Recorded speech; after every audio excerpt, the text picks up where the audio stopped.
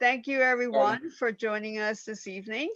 I'm Betty Wong, and I'm going to be moderating this session with Emelie Smith Calbick. Um, this is a session that comes out of an organization called Stage2Startups. Stage2Startups is actually an organization focusing on helping grown-ups to create their own startups. And we think of grown-ups as being anyone who themselves think of themselves as grown-ups, but they tend to be people who are in their, let's say, late 30s, early 40s to their 60s or 70s. And we've had people who are in their 80s show up. So what we want to say is that we're all going to be living for a long time. We want to be around to create new products, new services, new entities.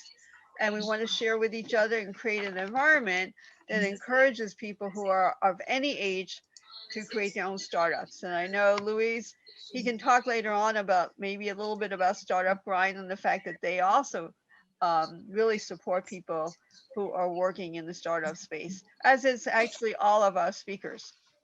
So Emelie and I write a blog. So we're partners also. And we partner on this blog called Startups by Grownups, which actually talks about different founders and how they created their startup organization.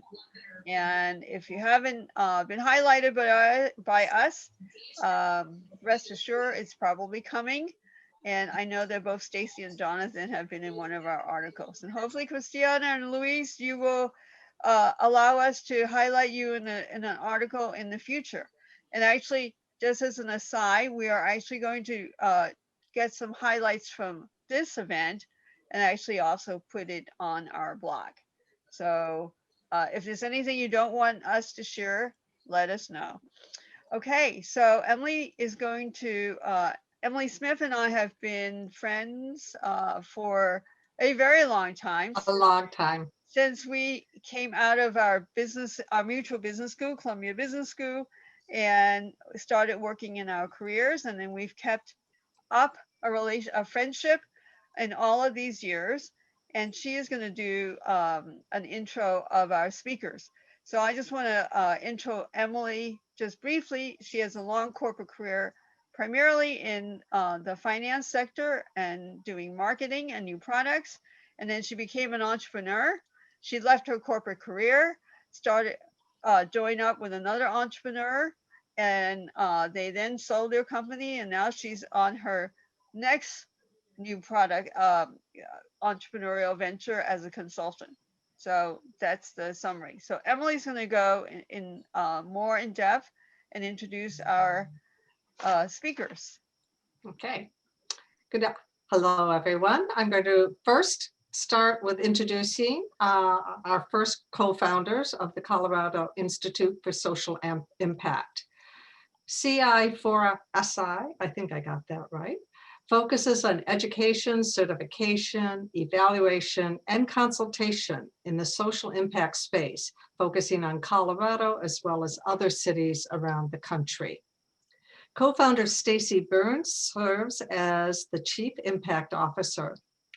Before starting the Colorado Institute, Stacey started the Spotlight on Hope event to increase behavioral health awareness and was leaders of the Military Creative Expressions Program. At CI4SI, Stacey is working to increase the understanding and measurement of social return on investment, a process she has been developing since 2009. Stacey has a bachelor's degree in psychology and English from CU Boulder and a master's degree in counseling psychology and counselor education from CU Denver Health Sciences. Her partner, Jonathan Liebert, serves as CEO and director of the Institute for Social Impact and Better Business Bureau of Southern Colorado.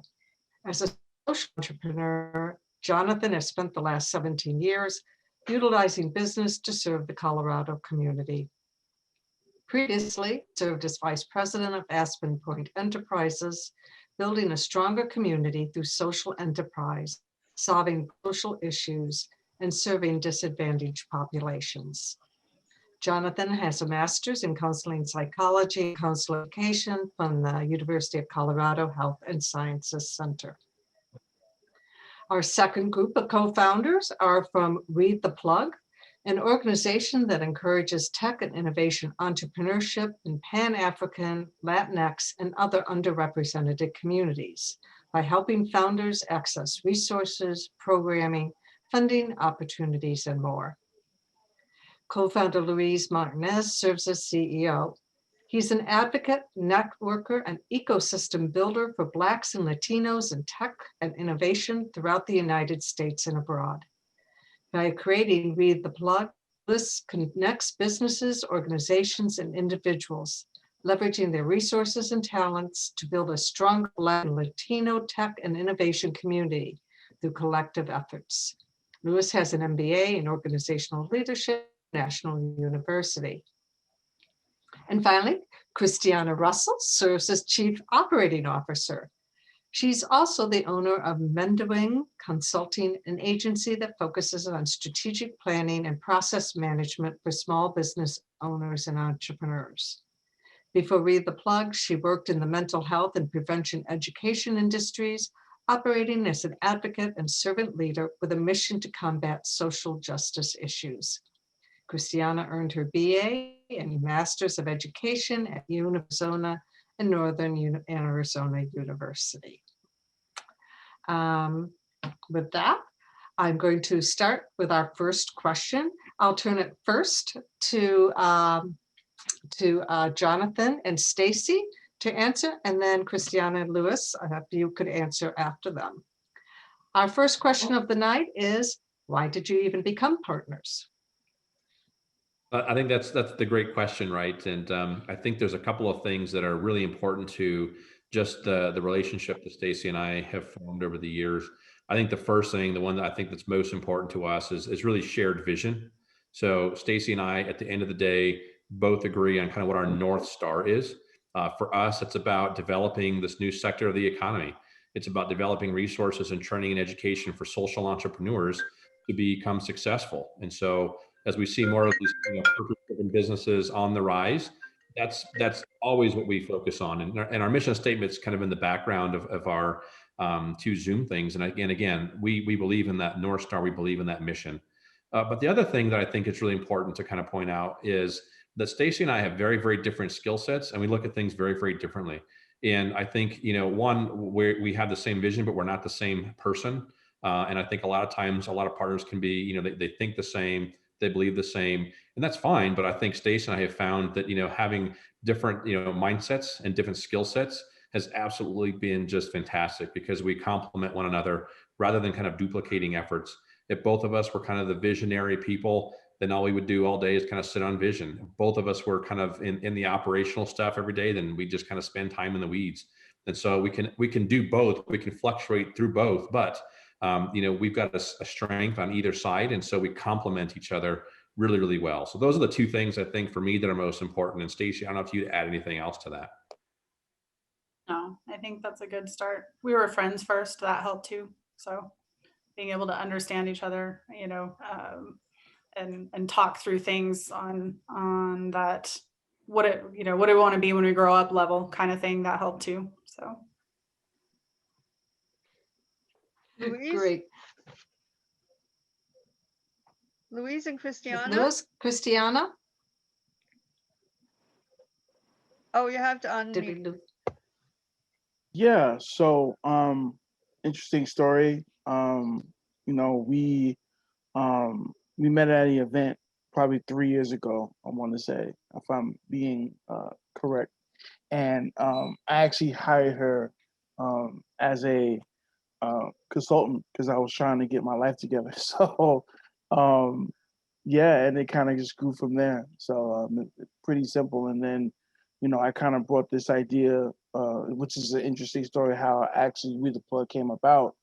And, she was interested and, wanted her to, kind of go with me on this journey with this. And, here we are. So it's pretty simple. I don't know if you wanted to add anything else to that, Christiana. No, it literally was one of those stories of we met, we saw each other, we connected, and we built from there. To echo what Jonathan was saying, I think it has a lot to do, the the reason that we have been able to grow the company as far as we have, and we're only moving into our second year of WeThaPlug.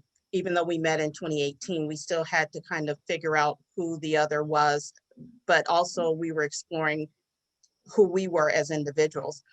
And I feel emotional intelligence played and continues to play a huge role in how we interact with each other, as well as how we build the company, because it is a self-discovery and then a unity, this union that we have formed together. It's a marriage, just without the other perks, because our other halves would not be happy about that. And then it'd be a whole nother situation. But I think, I think in looking at partnership, it's understanding that there's two voices involved that's coming from different perspectives that deserve equal amount of time and respect. And Luis and I are both huge proponents of that, is allowing for each other to have the space and the comfortability to really speak our truth without criticism. But it, again, that is intentional. We built our relationship based on those principles. So Yeah, and just to add one more thing, even though we're obviously two different individuals, as time went along, strangely and oddly enough, we've really found out that we had a lot in common, almost, to a little bit scary point, but but yes. So Okay, so I was going to ask you how you found your partners, but Luis and Christiana, you already explained that. So Jonathan and Stacey, how did you find each other?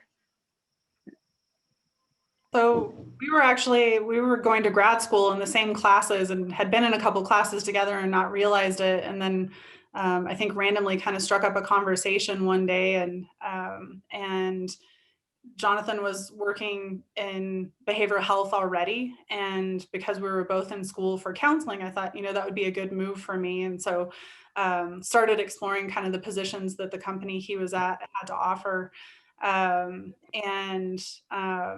Yeah, just kind of continued the conversation and really found ourselves both probably planning to hang a shingle and be counselors. And I won't speak for Jonathan, but I can tell you, I very quickly realized, well, not very quickly, probably 3 years into the 4-year program, realized that me sitting across from people doing therapy was not a good idea, and that I was much better suited for the business world. And that I really liked this thing that, became social enterprise and, has helped us expand the idea of what business is and also the idea of what nonprofits are. And so Jonathan helped introduce me to that world. And I think we both have just really enjoyed growing that.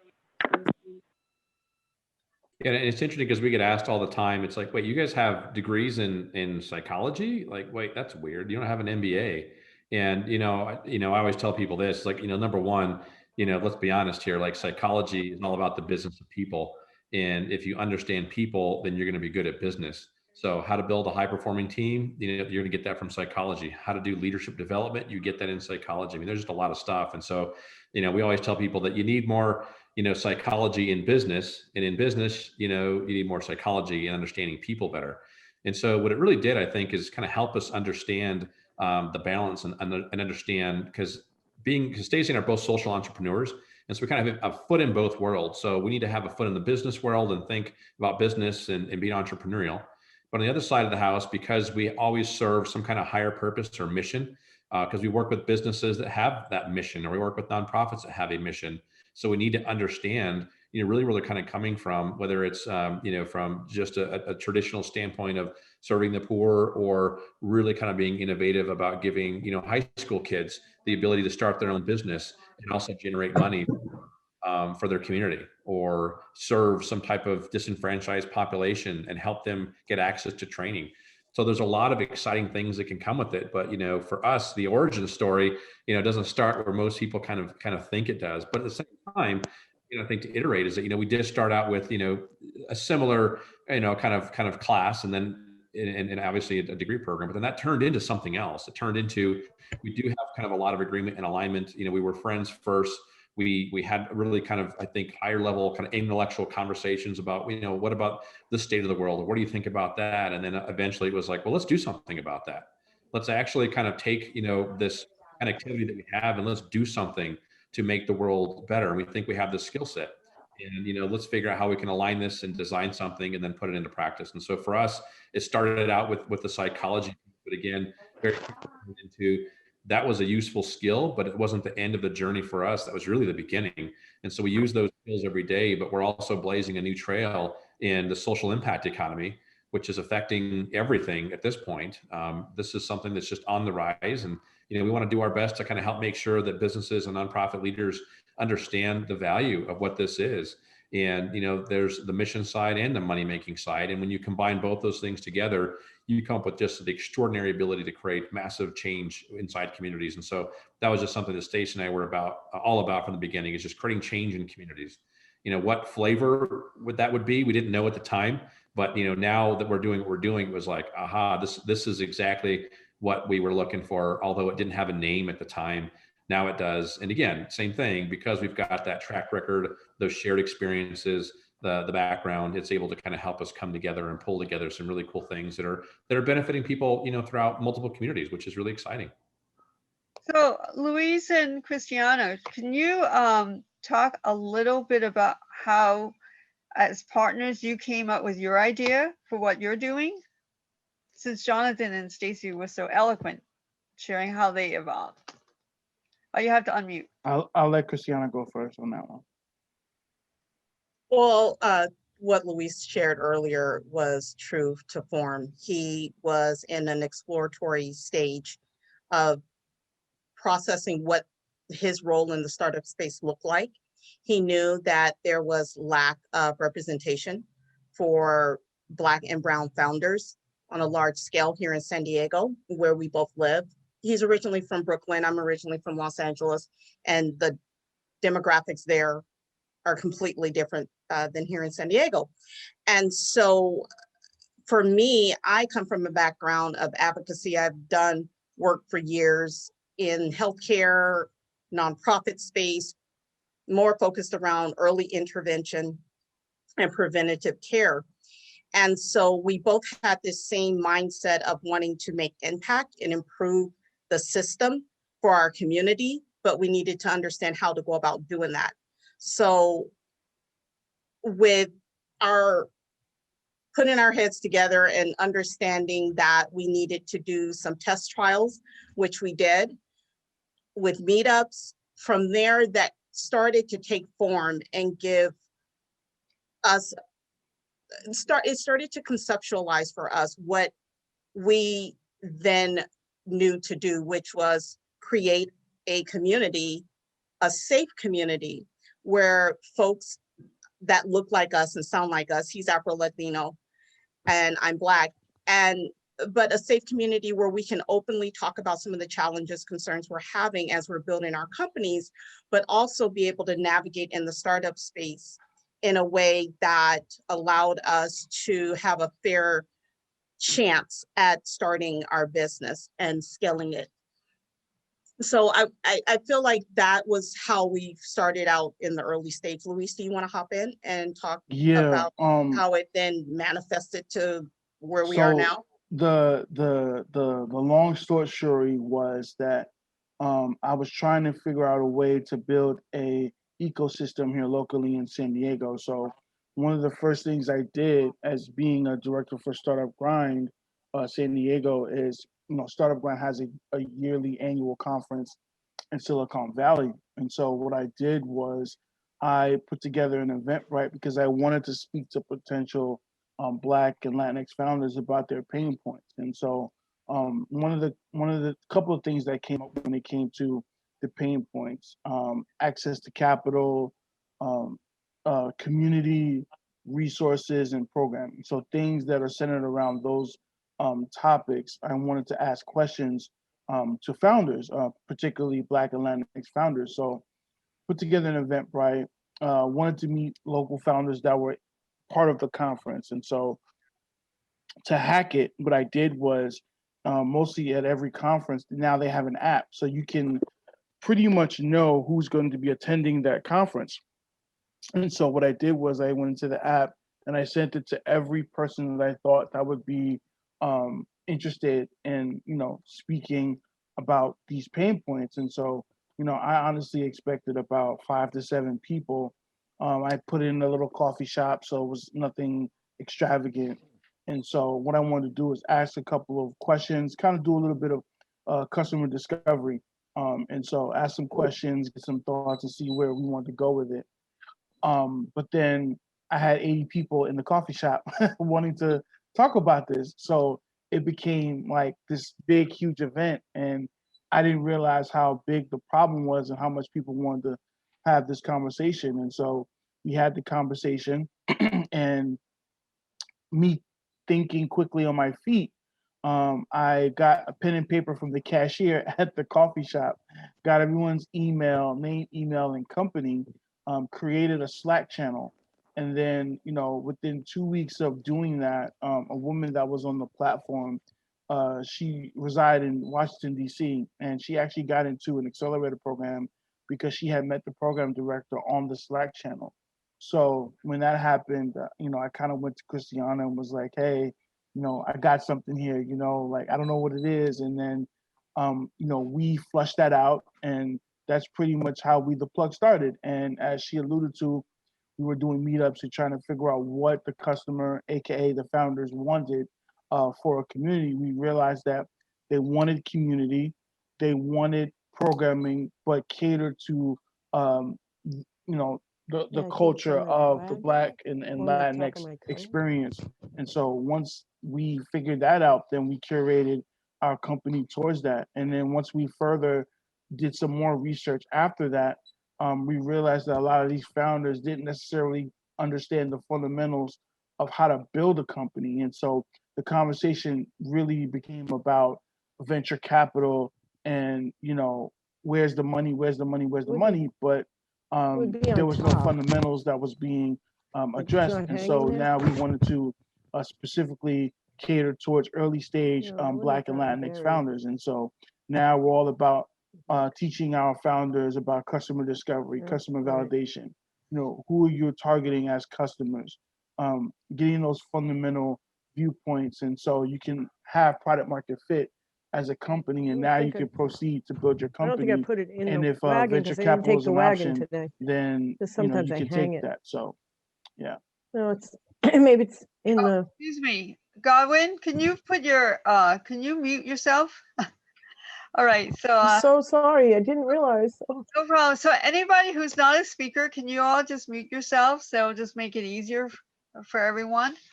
All right, so if you're not currently a speaker, if you're not on the panel, if you're not in the big screen, please mute yourself, and that way we can continue without any other potential interruptions. All right, Emelie.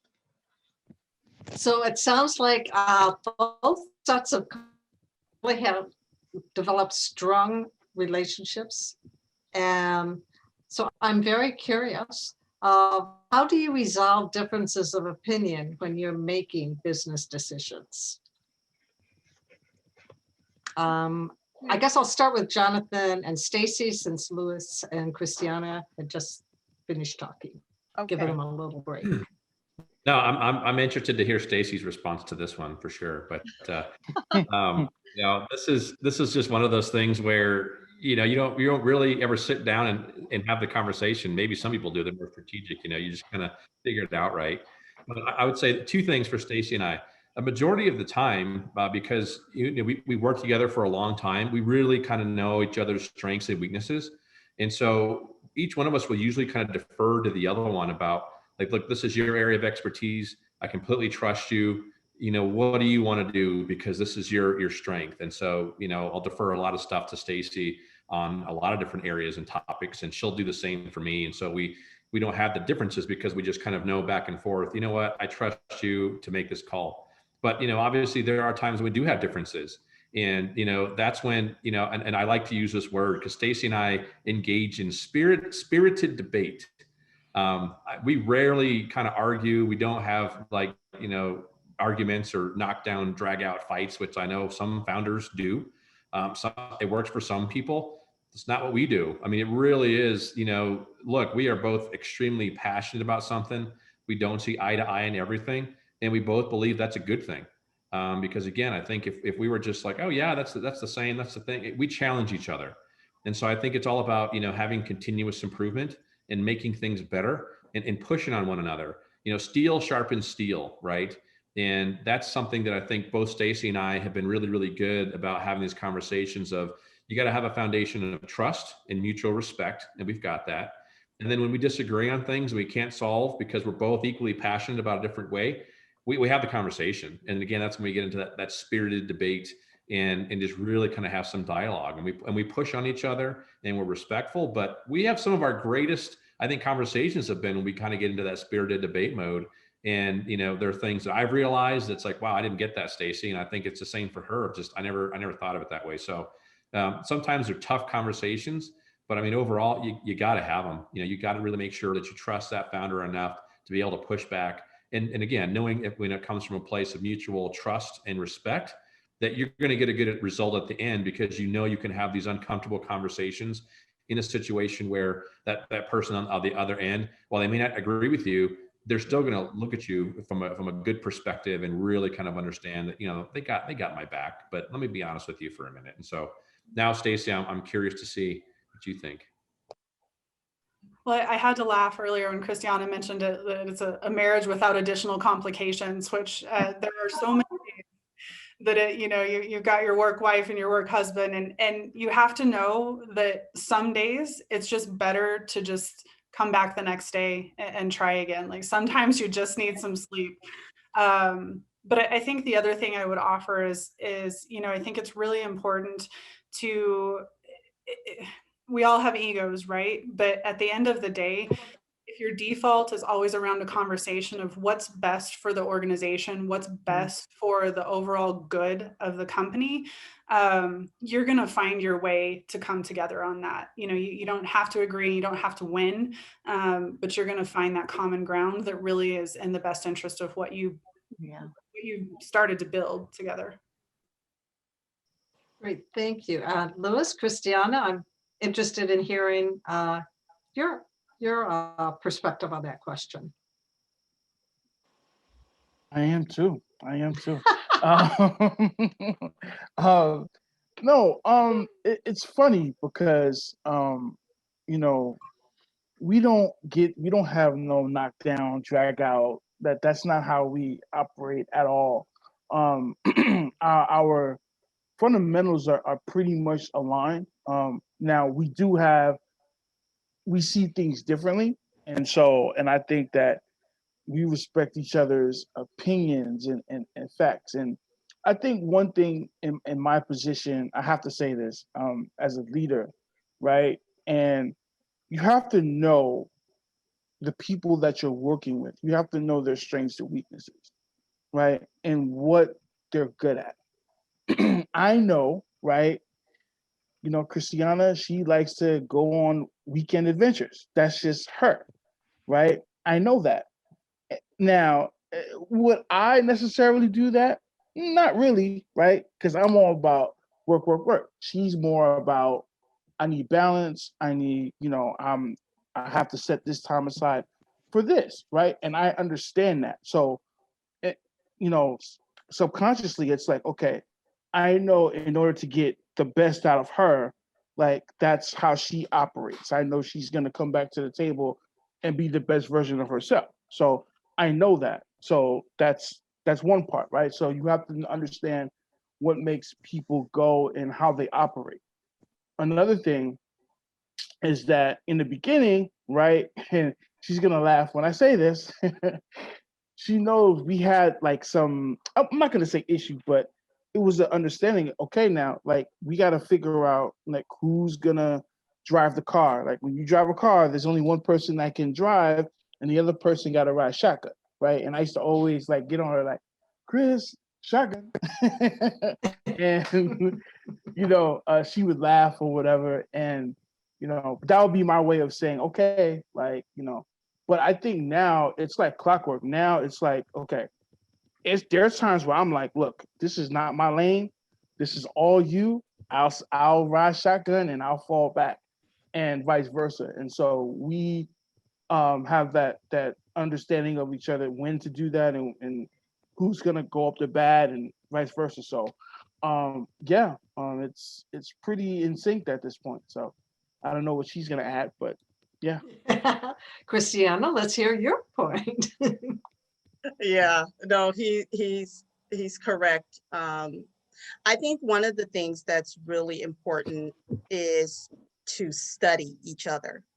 Like, I think one of the greatest gifts Luis and I gave each other is that we're learning each other. So it's not that I'm looking at him, oh, you know, this is your demographic, this is your gender, this is your social, you know, all these things, and that's how I'm going to deal with you based on this information. No, I'm going to get to know him as a human being, how he operates, and the same goes for him with me. And I think, again, giving that gift to say, I want to learn you, I want to understand how you think, how you operate, so that we can bring the best out of each other.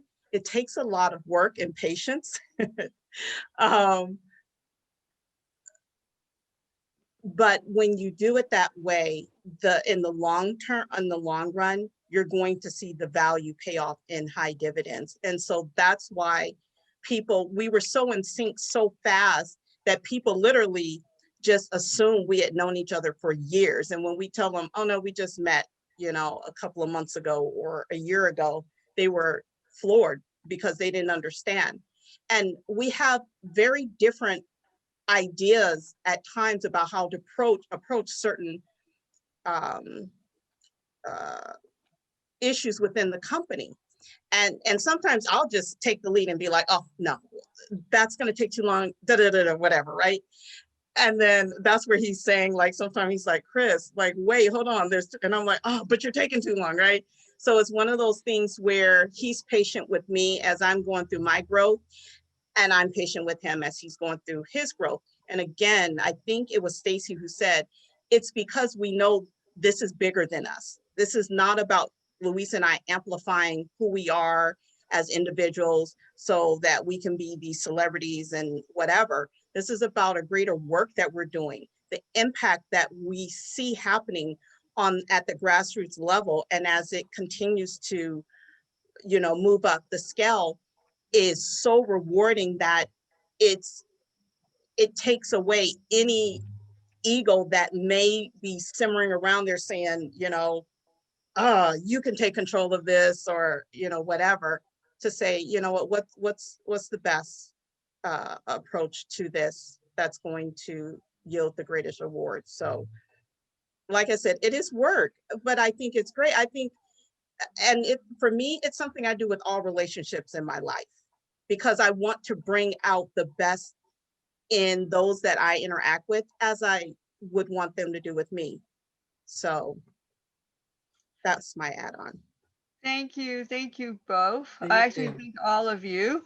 So I just want to say that for those people who are on who think all partners are so friendly and supportive of each other, that's not exactly true.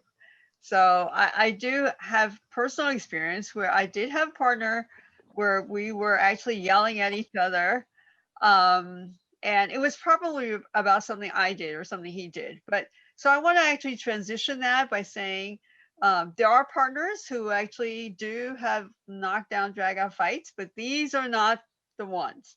However, I would like to ask all of these partners how they actually determine which responsibilities they each handle. So if you could identify what you do for your organizations and how you determine that that would be what you do, and do you ever change it up? Do you ever say, hey, look, you know, this month or these next 6 months, you do that and I'll do this instead. So I'm gonna start. I'm gonna actually ask the women to start this time, because I've been noticing a lot of the interaction has been giving the guys the lead. So we're gonna actually switch it out a little bit. So I'm gonna ask Stacey and then Jonathan and then Christiana and then Luis. Okay. So tell us what do you each do and how did you decide who would do what? And do you ever change it? Do you ever switch it up and say, you do that instead?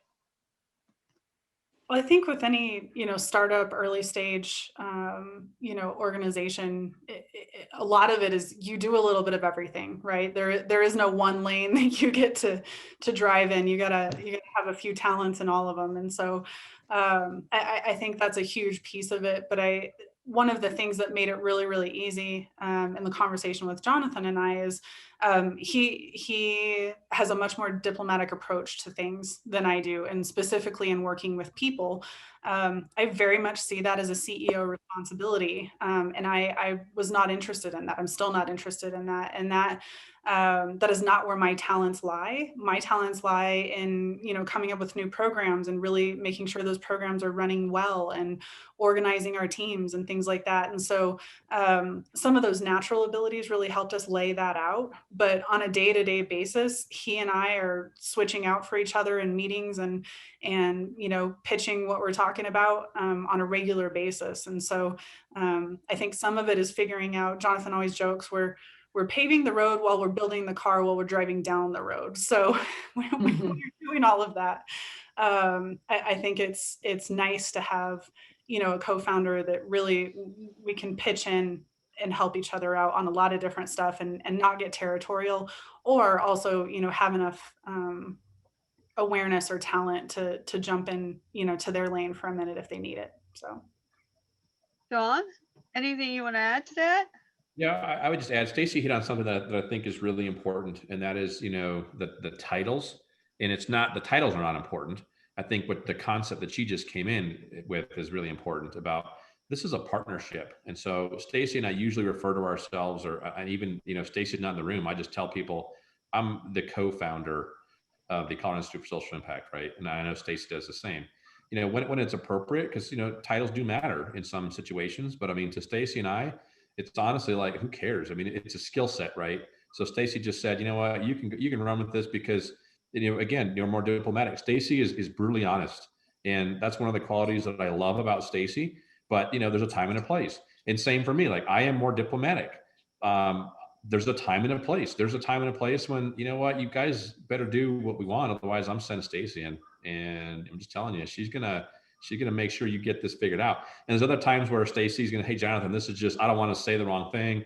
This is just not, this is crazy. Can you go in there and just do your thing? And I know what she's talking about. And she knows what I'm talking about. Well, Stacey, go do your thing. So we complement each other really well. But at the same time, we have the flexibility to really make sure that we're giving each other, the heads up and helping each other out and supporting one another. And that's the thing. At the end of the day, Stacey's got my back and I've got hers. And I think 100%, every single opportunity that's ever presented itself, we've always stepped up to really make sure that we've supported each other. And so we just got a good track record. I think that's important. But the other thing that I would say is this, is that, and Stacey's right, when you're doing a startup thing, like you got to be good at everything. And, we're not good at everything. And so in those areas, we've gone out and hired some expertise, or we've asked friends to help us out for a little bit, because you can't pay for everything in the beginning, right? And so fortunately now we're in the place where we can pay for stuff, and that's helpful. But in the beginning, we couldn't do that. And so now we're in a better place, which is awesome. But the one thing I would say that, has really kind of helped us out, where we are both really good at, is, we enjoy obviously working with people on the mission, but, we're also really good at writing and developing content. And so for the work that we do and the work that we're in, that's really, really good that not one of us is good at it. Because I think that could have led to, hey, I'm doing more work over here. I'm really, really tired. In that sense of just kind of creating content for what we do and writing curriculum and all that stuff. We both have a passion. We both like doing it. And we kind of give things back and forth. And so it's kind of gotten to the point where we love doing it. But Stacey, will you write this curriculum? Hey, Jonathan, will you do that curriculum? And then Stacey, will you check this and prove it for me? Jonathan, will you weigh in on this? It's worked out really well. Didn't plan it that way. That wasn't strategic. It was just one of those things that I think, we got lucky on. So don't get me wrong. There are things you get lucky on in this kind of thing as well, where you don't really realize it kind of going in. But as you kind of work together more, you really learn to appreciate those things that you commonly share together. So for us, that's just one of those. There's others, but that was just one that kind of popped up in my mind. But yeah, I think that's the only other piece that I kind of add to that. Hey, Christiana, your thoughts? What do you do and what does Louise do? And how did you determine it? So I'll let Luis talk about what he does, but my role is as a partner of WeThaPlug, I take on the role of COO, and that's the operational part. That's where a lot of my strengths lie. And when we were putting all of these pieces together, one of the things that we both did is look at our backgrounds and what we had accomplished that would fit in well with the company. And at times, obviously, we will switch out depending on, I mean, I think Jonathan and Stacey both mentioned this. It depends on what the particular meeting is about or the potential partnership. There's certain areas that Luis is more of an expert in. And so he'll take the lead on that.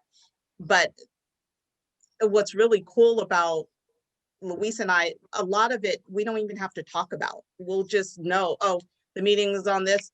Okay, you take the lead. Every now and again, we'll text each other and go, hey, will you open up with this? And then I'll dovetail on this piece or whatever. But we did do a lot on the front end of learning each other's skill set to see how we would best fit in our roles. Yeah. Luis, Okay, you want to top in? Luis, yes? Any thoughts?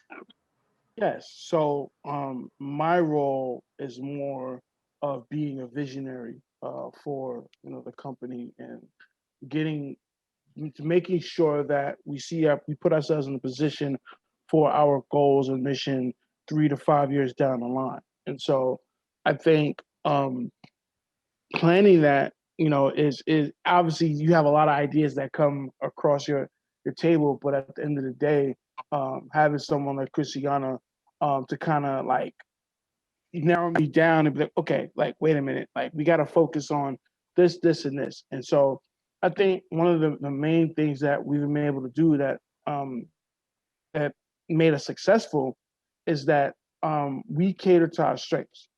And I think not enough people do that in general. You know, I guess outwardly, when it comes to, I know Jonathan and Stacey talked about kind of the good cop, bad cop kind of thing. I like to say, I'm going to say this.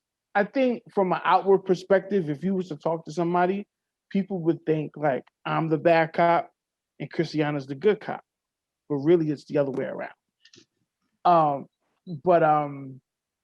But yeah, I think we all jokes aside, we do take turns in doing that. But yeah, I think it's really all about understanding your strengths and just honing into them. And so, really Christiana being the tacticianness that she is, being very detailed, me being very visionary, it kind of works for our roles. And so it's kind of scary to say this, but almost fit like a glove. And one thing that me and her have perfected, that I can't wait to get back to doing, is I can honestly say she is the first person I've ever met that I can work a room with. And working a room is so important. And obviously, once we get back to COVID, once we get back out of COVID, hopefully, we'll be in a position where we can, go to conferences and meetups and, have fun once again. But that's me and her strength. Like, we know how to work a room. And I've never been with someone from a business perspective that can do that as well as myself. And so it's like almost magic happening. Like, and I don't have to say anything to her. Like, that's the crazy part. We've never had a conversation about working a room. It's just, she knows what I'm looking for. I know what she's looking for. We meet at the middle. Hey, what did you get? What did you get? Okay, we got this. And it's just clockwork. So it's kind of difficult to explain, but it's like magic. So hopefully we'll get back to that soon. I'm looking forward to it. I'm going to come to California and experience the magic. Can't wait to have you. Emelie?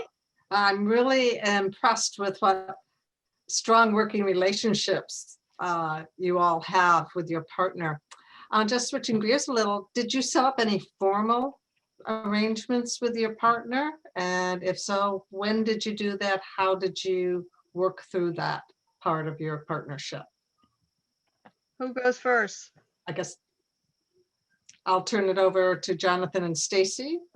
We'll continue the pattern we have going here.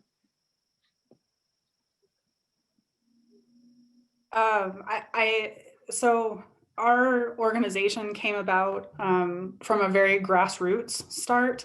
I joke when I talk to people that, you know, we had a few coffees with people that wanted to know more about what we did, which turned into a lot of companies, which turned into a lot of coffees, which turned into a company. And so I think as we went along, we actually didn't stop to make those agreements. And so our organization will be 4 years old next month, and are now having those conversations of, you know, do we really need to put more structure in place? Do we need to make sure that, you know, we're solid in the future of this organization, and that, you know, the people that are supporting us in this know that we're invested and you know, respect that.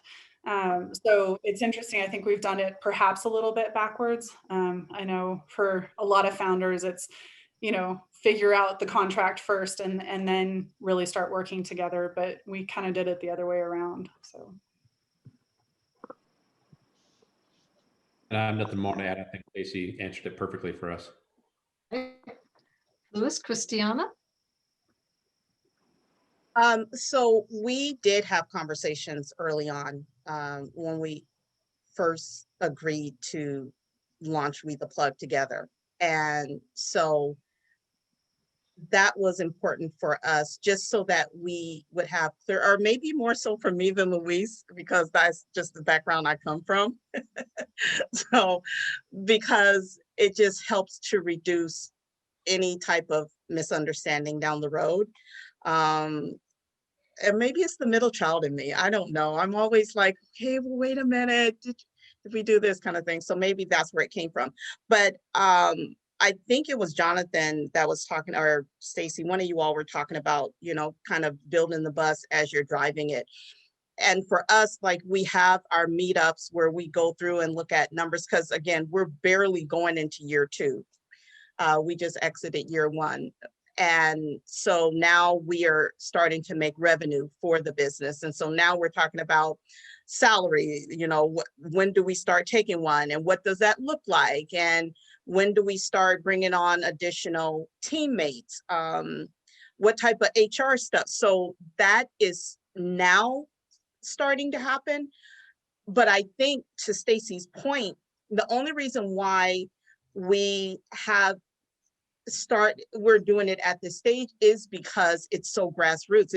It's all about discovery, and we're trying to figure out, okay, well, what's next? And COVID hit us. So that was a huge pivot for us. And so we did have those conversations. We do have some things written, but it's still taking shape. Luis, you want to follow up on anything? Yeah, I couldn't have said it any better than you have. But I will say this, trying to figure out like how to go, because I remember we did have these conversations early, and not that I was like, yeah, whatever, but it was more like, you know, I don't have anything, so what's the point of having this conversation? Like, I was looking at it from that perspective. And once I saw that we were progressing and we were gonna turn into something totally different, then when she brought up the conversations, then I was more receptive to those conversations, and like, oh, okay, yeah, cool, no problem, let's set it up, you know, it's cool and all that good stuff. So I will admit that much. But I think that really depending on what you have in your company, I think, you know, but we would never, ever advise, you know, the startups that we advise to do what we did. Like, never in a million years. We would, especially when it comes to high growth tech startups, because now you're messing with IP, you're messing with a whole bunch of other stuff with that. So we definitely would not advise companies to do that. But yeah, that's kind of where we were at with that. So Okay, Louise, thank you very much for Thank that. you. Because yes, thank you all. I especially wanted to mention because Louise mentioned something that I used to teach. So it's not on my bio, but I used to teach entrepreneurship, right? And so you tell all your students, all right, you need to have these shareholder agreements for when you have like the divorce. So, and the divorce doesn't always happen, but if it happens, you want to be protected. And to Louise's point about intellectual property and about who does what and how people give things up, or if somebody, worst case scenario, hits one of your partners, by a car, and you have a partner that's not working, not able to work, right? It's not their fault, right? So these things do happen. So any shareholder agreements among the four of you, or in process? Still in process. I was are in process, but I do want to add this to the conversation.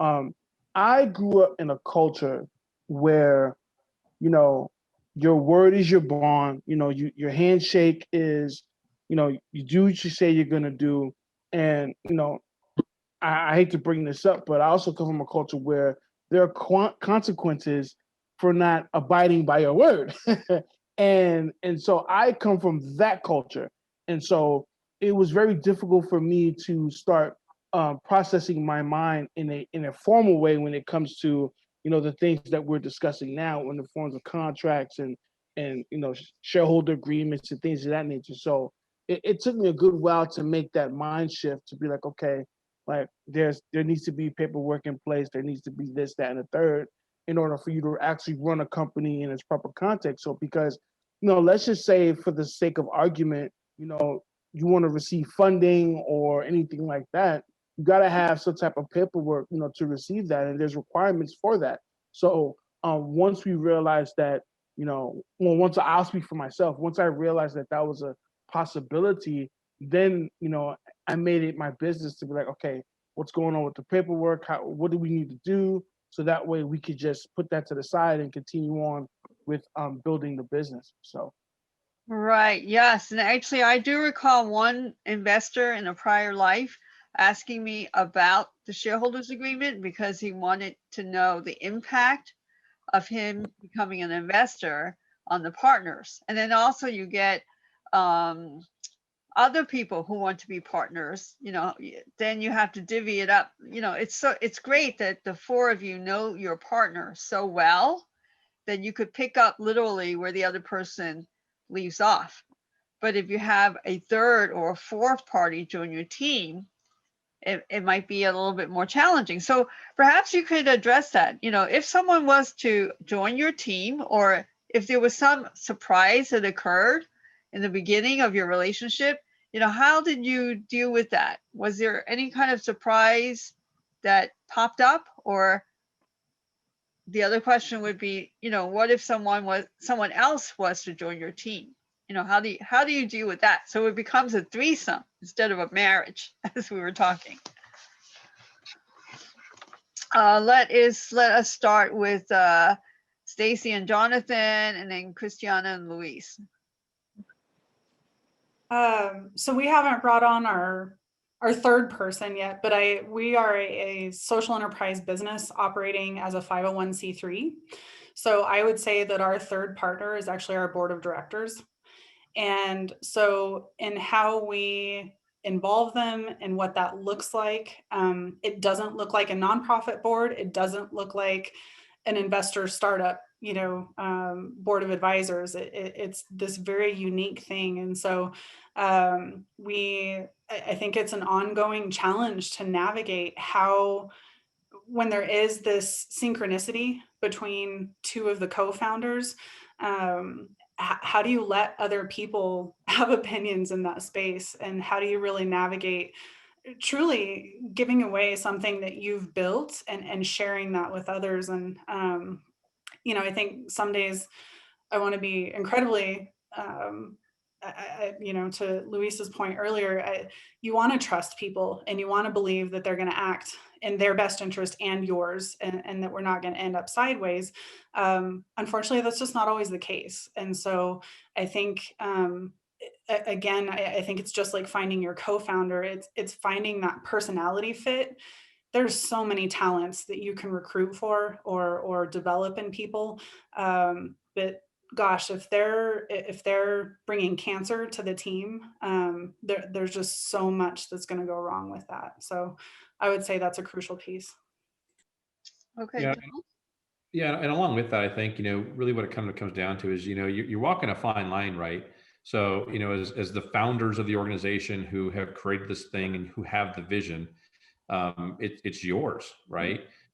It's your idea, it's your concept. You want to move this, forward and magnify it, right? You want to scale up. And so the tight walk kind of rope that you're walking is interesting in this way. So one, you have a powerful vision, and if you have a good vision, you're gonna get a lot of people that want to come along to help you, which is good until it's not, like Stacey pointed out. Because sadly, you have people that, whether it's, for bad reasons, they try to stick it to you, or just through just not plain understanding, they mess with your world, right? I mean, that's the other thing too, which is unfortunate, but it's going to happen. I mean, it's just a reality of kind of how this works. But the other thing too that you want to watch out for is that, kind of the founder syndrome of, I'm the founder and co-founder in this case, and Stacey and I, we know everything. We're all knowing, and it's like that's not it either, right? And so you want to make sure that you're getting people that can come in and kind of help you out with that, to really make sure that you're bringing it along. I think in those situations, as we've hired people to come and work with us and for us, some of them work directly with us as staff. Some of them, it really is, let's just go hire a subcontractor. It's cleaner and it's easier, and they're signing NDAs, because I think that way it's really kind of clear cut as far as this is your role, this is your task. You have a skill set that Stacey and I don't. We're hiring you for this very particular reason. That's why I love subs. And then if we want to fire you, we can. If you need to go away, then you go away, versus let me bring on another partner.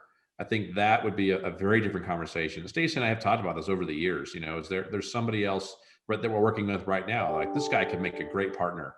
Maybe let's have him become a subcontractor first. And Stacey, I think you'd agree, like, I'm really glad we did that, because now we're already kind of running into some issues. And it's like, he's not bad. He's just not, he's not perfect, and that's okay. But it's like, we've got a nice firewall in between. They don't have access to anything. They're not an owner, those types of things. So again, I think, that piece for Stacey and I have been solid and will be solid. I mean, it would take, not even a pandemic, messed up, our flow. I think it made us better in terms of figuring things out. But that does not mean that that's going to happen when you kind of get to that third person, as you said. And so I think we're super cautious of that. And really making sure we've got good contracts in place, good firewalls in place for that. And then testing people out, I think, has been the other piece that we've just really been cautious of. And again, we need other experts. We need more expertise, and we have that. But it's very much kind of an arm's length away until you kind of prove it. You got to earn it, and then all right, cool, this will work, and then we'll bring you in. But up to this point, we've got a couple of employees that work with us that are totally solid. But again, we knew them for years before we brought them in, and then the other people we're testing out, they're subs right now.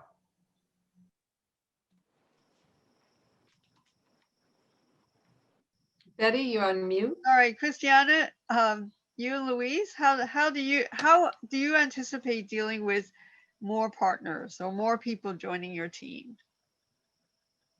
I'll let Luis go first on this, because we actually just had a conversation with our cohort, right, Luis? We just did in our incubator, you did a training on this. So I'll let him speak to this first, and then I'll highlight.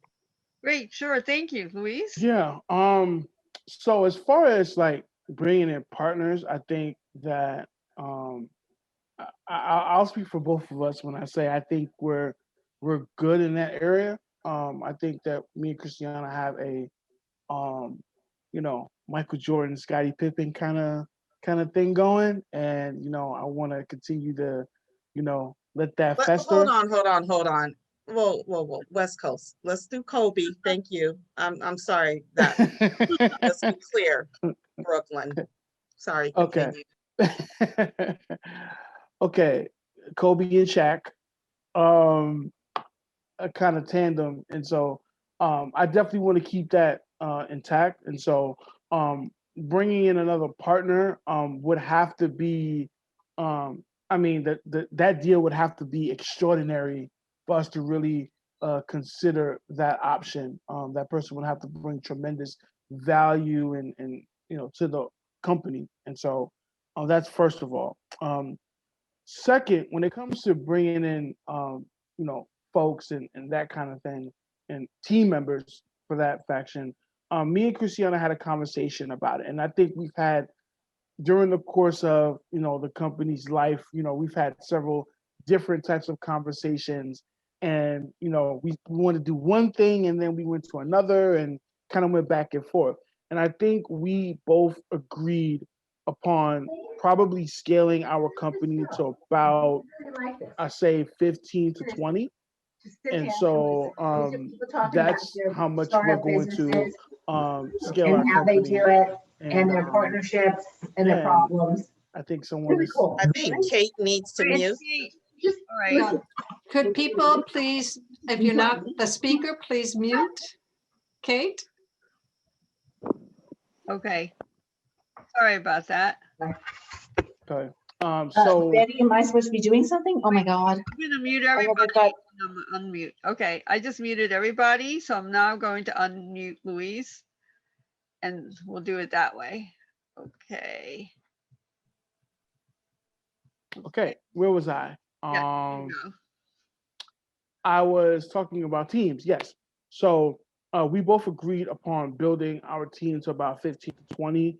There are a lot of things that we're trying to do as far as programming and really be that company that when you think about early stage founders and the programming that goes along with it, we want to be that premier company. And so, we want to be the starting point for when someone says, I want to actually start a company. And so we've been very fortunate enough in the beginning to have great trainers for the founders. And so obviously we're not experienced at everything. And so I went ahead and got people in my network that were more experienced than me in specific areas, because my particular strength is design thinking and lean UX. And even when we did design thinking and lean UX, I wasn't the only voice. I had got two other individuals to speak upon those topics, because I didn't want to be the lone voice in our cohort. So I think that was important. But overall, we agreed upon having possibly growing our team to about 15 to 20, no more than that.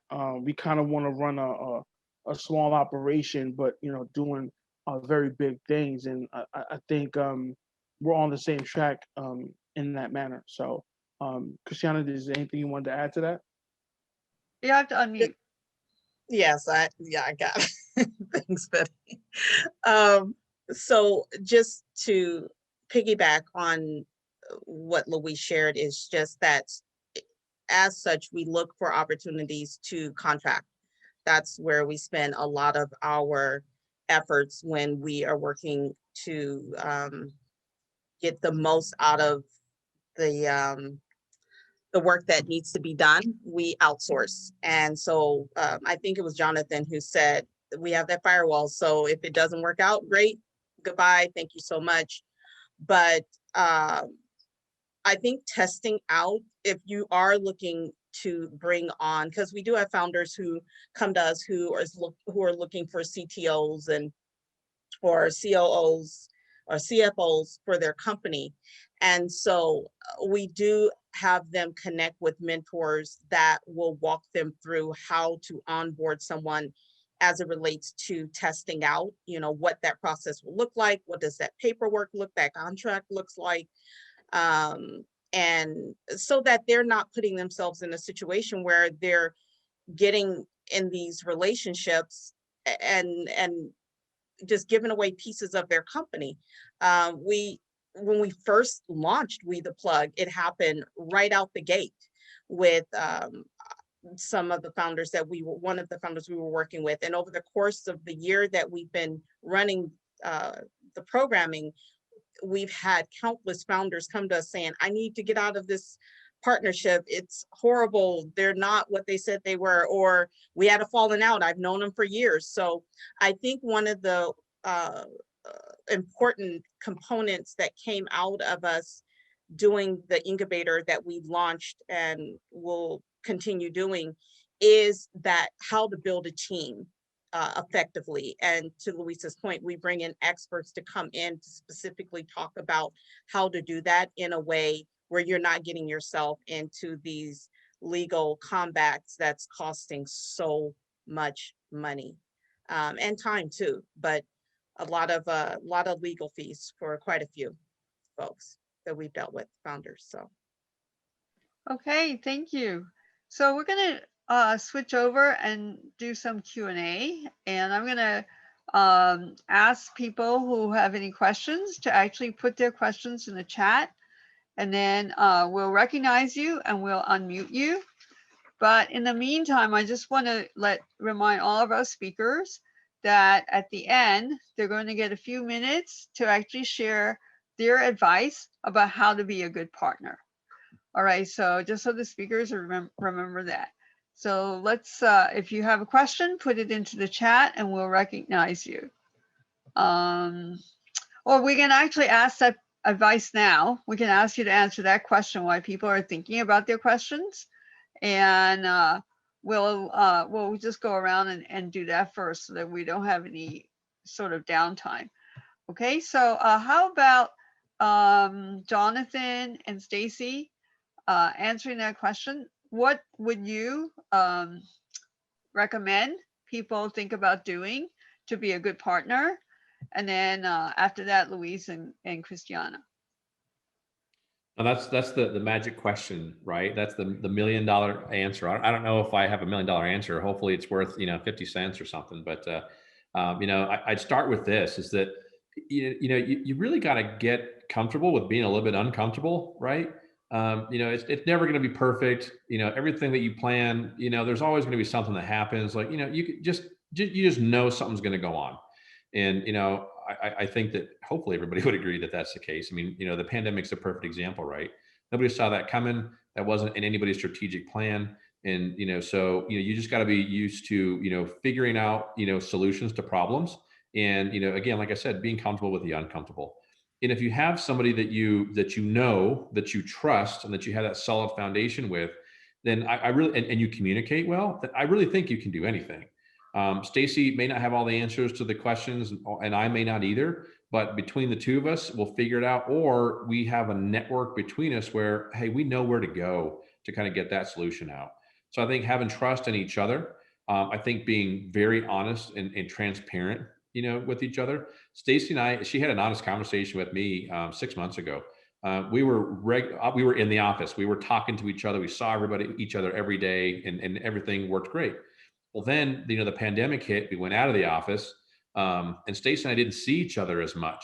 And we had this kind of really interesting epiphany of just the 5-minute hallway conversations, so you sit and you meet and you talk, and those are great. But then we didn't realize how much work we got done with just the hallway chat. How's your day going? What's going on? What happened over the weekend? Coming in and giving each other a hard time or whatever, we built a good relationship off of that. And then it just one day magically just disappeared. And so Stacey was like, you know what, Jonathan, I'm struggling over here a little bit with this stuff because we don't get to connect. We don't get to have conversations. We have focused ones. That's great. But we got so many other things with these unfocused, casual conversations. And I miss that. And I'm like, man, I miss it too. And so she called it out, and we talked about it. And we've since kind of rearranged our schedules to do things a little bit different, where we're having those casual conversations where there is no agenda. We're just connecting, and we're just having, over a cup of coffee or whatever, just having some dialogue, and just really making sure that we're having the communication. Because again, I think it goes back to everybody knows that communication is important, but sadly, not everybody does it well. And Stacey and I are not perfect at it, but this is just one of those things where we've kind of made the commitment to each other. It's like, look, let's be honest with one another. Let's really make sure we're being truthful. And if there's an issue, bring it up, and so sometimes it's uncomfortable. Usually it's not. Usually it's just, I never thought about that, Stacey. I'm really glad you mentioned that. Or the same thing Stacey will tell me is like, I didn't think about that, Jonathan, or man, I didn't know that was bothering you. Thanks for bringing it to my attention, because now we can do something with it. And I think that's that one thing, especially during these times, those little things that probably wouldn't matter in the pre-COVID world, they matter now, and they can really kind of mess with you. And so, having a good foundation, having that trust, knowing what your North Star is. If you don't know what your purpose is, if your purpose is, I'm just going to make some money, you're in trouble. I mean, I'll just tell people that now. I mean, this is what we teach in the whole world of social entrepreneurship. You've got to have a higher purpose.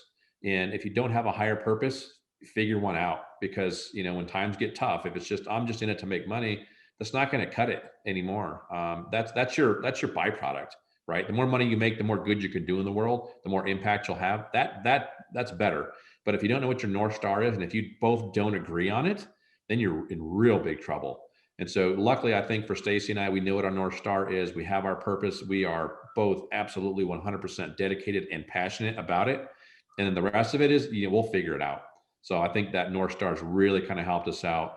Clear and consistent communication, and just checking in with each other, especially during COVID.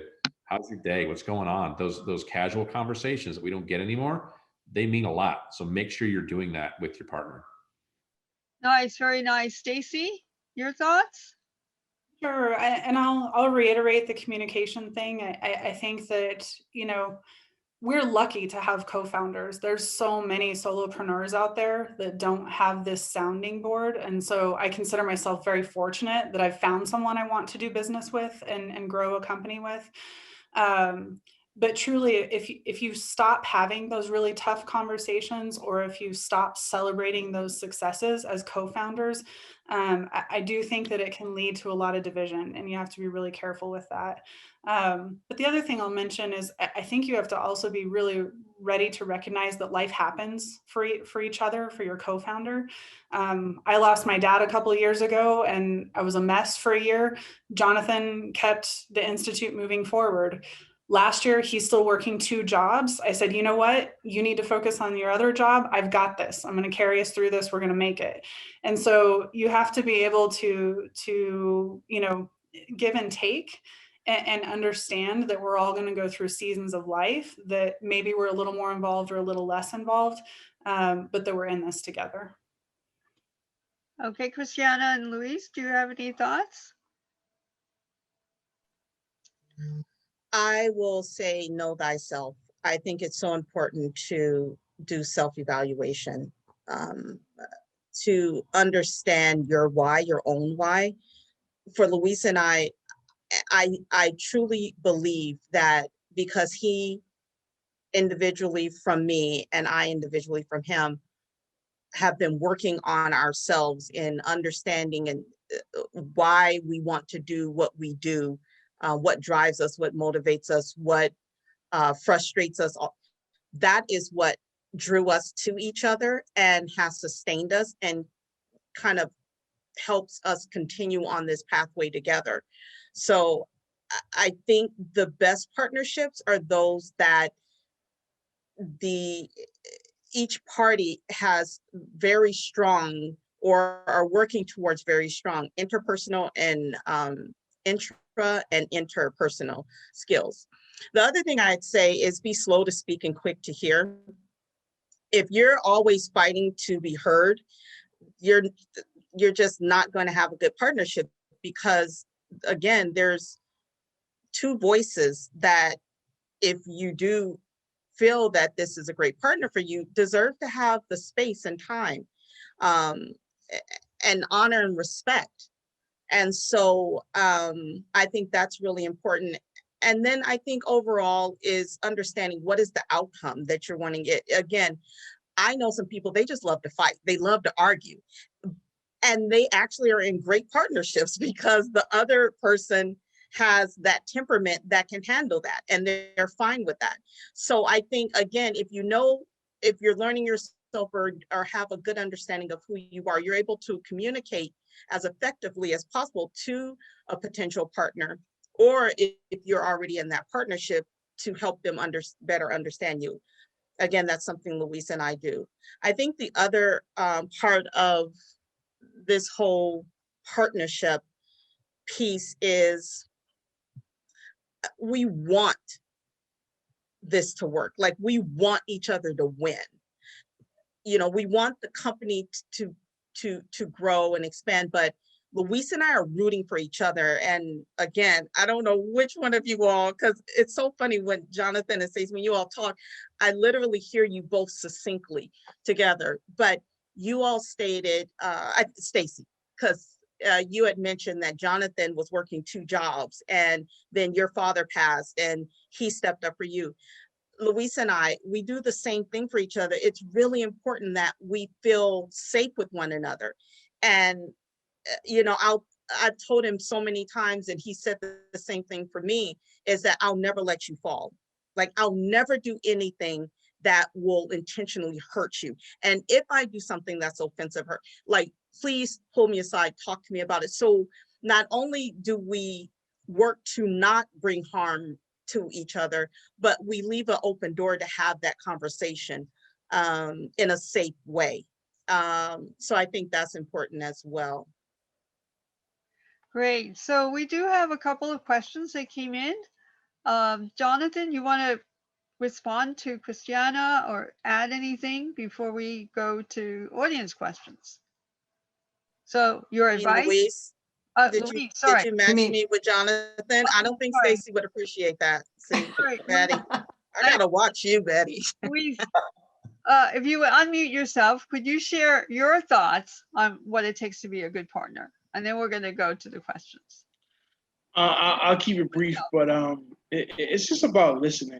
And I feel like I'm in confession right now, but I feel like it's important. My personality, it takes a lot for me to like actually listen to you, right? And I used to be like this prior to, me getting into business, let alone with another individual. And so Christiana was one of the few people, right, that can actually like stop me in my tracks and say something and talk to me in a way where it's like I'm listening and I'm like, oh, okay. Like, and she has my undivided attention, I'm attentive, and I'll take heed to what she's saying. She's actually, I've never said this to her, but she's actually helped me in my personal life, like where I may be doing something, I see things one would say, no, have you ever thought about it this way? And I'm like, oh, no. And I've taken on that personality because now it's like, oh, okay. And now she's inputting her value system, some of it at least. I'm not gonna give her all the credit, but some of her value systems upon me. So I will say that that's helped tremendously, but just really just listening and understanding and being, because what that does is make you a better everything person, co-founder, son, all that good stuff. So, but yeah, so. Okay, so we have a question from Al. Al, do you want to unmute yourself and ask your question? Al? All right, I'm going to ask his question for him since he's not unmuting himself. First, he says, congratulations on the success of your organizations. In addition to sweat equity, how do you handle any uneven financial commitments that might be necessary? And do you, how do you, let's see, how do you handle that from the fundraising or bootstrapping situation? Or is everything 50-50? So for now, Jonathan and Stacey, you run a nonprofit, so it might be a little bit different. So maybe you could share, how it came about in terms of the financial issues that you have to handle. And then Luis and Christiana, how did you handle it? Are you a nonprofit also, or are you I think you're a for-profit? Yeah, ours is definitely an interesting case here because, we're really in kind of some uncharted territory, right? So, Betty asked a question and I put it in the chat of, what the heck's the fourth sector? And really what you kind of think about this is, in the work that we do, is we're a hybrid. So we take the best of the for-profit world, we take the best of the nonprofit world. So it's about profit and it's about mission, and we combine them together. And so we operate under 501c3, and I would make this statement to us: it's a tax status, not a way of life. I think even if you're S corp or an LLC, that's a tax status, not a way of life. You can make money and give back to your community. You can be a 501c3 and make money. And so this is the new kind of era that we're in, and this is the fourth sector of the economy. It's a hybrid, taking the best of both of these things, and it's new. This is the purpose sector, and this is going to become really important because capitalism is changing. If you haven't heard, we're moving away from the shareholder model of capitalism, and we're moving towards the stakeholder model of capitalism. There's a lot of interesting stuff, research and things out there to read about. How do you put dollar bills on stakeholder model? And in the past, I mean, the NFL was a nonprofit before it became an association. So there's a lot of models around that make a lot of money. So could you get back to kind of answering the unevenness of the financial aspect? Yeah, no, and that's where I was going to go next, Al, is that I'm just trying to set it up to give some context. So for us, because we're a 501c3, that's where it is a little bit different, where it is probably more sweat equity, kind of to your question, where it's not going to be, we're not going to have a traditional kind of for-profit agreement where, Stacey and I own shares in the company. So that's not the way that we do it, because we're a 501c3. I'm not asking between you and the company. I'm talking about your relationship with one another in terms of unequalness, in terms of either fundraising or expense management and bootstrapping. So that would be true of either levels or types of legal structures. And I would say, it's 50-50, Al. Okay, so that's the answer. Okay. Yep, it's just 50-50. And do you think that you can maintain that over time, given different needs of the organization? Would that be limiting? So if you're saying your skills are, compatible in different ways and mutually supportive, but I would think also, there's some level of complementariness to it. So I would think somewhere along the line, one may be a better fundraiser or the other one. And how do you resolve that issue? I mean, these are things that have come up in the past. So I'm asking how you've done it. No, absolutely. And I think this stuff's kind of coming up for Stacey and I now. And so we had a conversation today about this very thing where historically, as we're talking about just fundraising and going and getting contracts, there's a different thing between getting a contract and then going to a major funder and asking for a significant capital investment. And so those are the things now that I'm kind of starting to take a lead on. And Stacey's done more of a tactical role as far as going after very specific contracts. And so it is going to change, Al. And Stacey, I don't know what else you'd add to that, but we are kind of seeing a shift happen already for us, and it just kind of started to occur this year. I don't have anything to add. I think this is probably a better question for Christiana and Luis. Okay, Christiana, Luis, which one of you want to take the? I'll answer it. So with Luis and I, we did start out with a 50-50, but obviously life happens. So there are times where it's imbalanced, where I'll step up, but we have these conversations. I'll step up at times and put out more, he'll step up. But like I said, this moving into year 2, as we were wrapping up for fourth quarter of our first year, we did start making revenue because our model for how we were bringing in income kicked in. And one of those ways is subscription. We are a for-profit. We have a nonprofit arm, but our for-profit, we were able to get set up during COVID. And so that has been able to carry operation charges, or what am I trying to say? Operational Expenses. Expenses. Thank you. I'm like, the word is, I can't think of it. Yeah, expenses. Okay. Thank you. Yeah, could you explain, it sounds like you have sort of this hybrid for-profit and maybe a B sub on a nonprofit piece to it, that organization structure? Do we, the plug, have this, or are you asking? Yeah, it sounds like you have sort of two types of organizations going. One is a for-profit and another one may be a so WeThaPlug is the for-profit arm of our organization, that focuses mainly on events and like in-person events, meetups, things of that nature. Our nonprofit arm is our incubator. And again, we just launched that in the middle of COVID.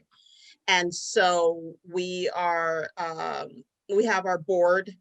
We are in the process, we already have our 501 for state. We're in the process of pending our approval for federal, but we've already started partnering on grants so that we can get funding coming in for projects that we're doing through that, that arm of the company, so.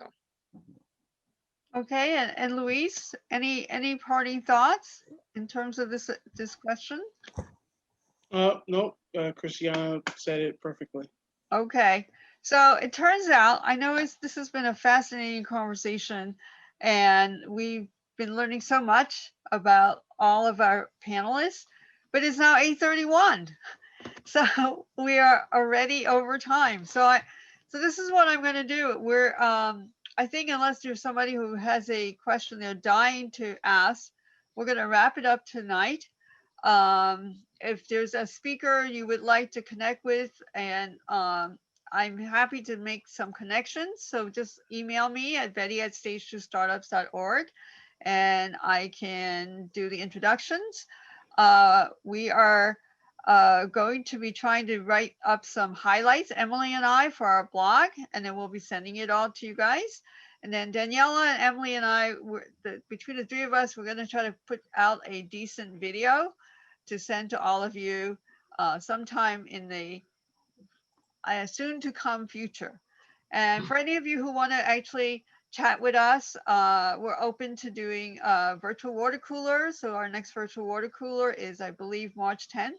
I want to thank our speakers, Yes, thank you. Christiana, Jonathan, Stacey, for all of your advice, for all the time that you shared with us. We really had some really interesting, good insight on how to be a good partner. And I think that's what we're going to have to like dedicate our blog to how to become a good partner, because you seem to all be very good partners. And we wish you all a lot of success as you continue your journey. And, you know, we're going to, 5 years from now, we'd love to come back and talk to you again and see how it goes and see if there are any little extensions to your family. And I know Louise and Sure. Christiana, definitely. So I'll be living overseas by then, so yes. okay. You can open up a WeThaPlug out overseas, right? Oh, no, we are. That's part of the, yeah, that's why I said that. Yeah, we're in the All process right. of working on that. Yeah. That sounds great. So thank you all very much. Have a good Thank you, evening. Betty. Be safe. Appreciate your time. Thank you. Again, thank you, Stacey, Jonathan, Christiana, Louise, and Thank all- you. And for everybody who joined. and Daniela. Thank you all very much for joining Thanks, Al, us. We appreciate for Thank the you. question. Thank you. Good to meet you, Take care. Christiana and Luis. Bye all.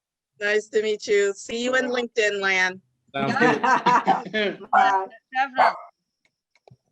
Night, everyone. All right. Good night. Take care.